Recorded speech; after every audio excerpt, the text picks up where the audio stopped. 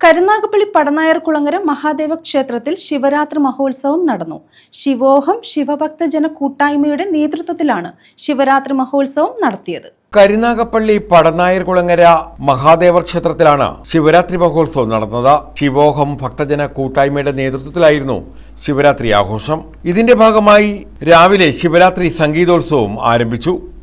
നഗരസഭാ chairman P Somarajan ഭദ്രദീപം തെളിച്ചു. തുടർന്ന് പഞ്ചരത്ന കീർത്തനാലാപനവും നടന്നു.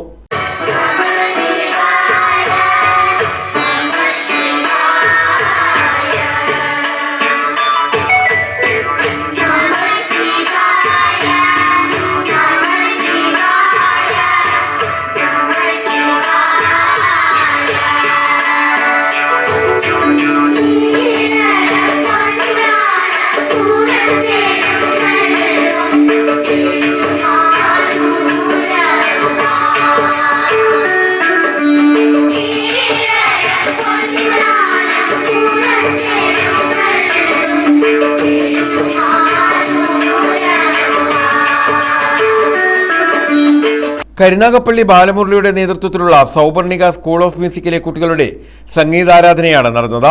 തുടർന്ന് കേരളത്തിലെ പ്രമുഖരായ കലാകാരന്മാരും കലാകാരികളും പങ്കെടുക്കുന്ന സംഗീത കച്ചേരിയും അരങ്ങേറി. ശിവരാത്രി മഹോത്സവത്തിന്റെ ഭാഗമായി അഷ്ടാഭിഷേകം, ഒരിക്കലൂട്ട് എന്നിവയും നടന്നു.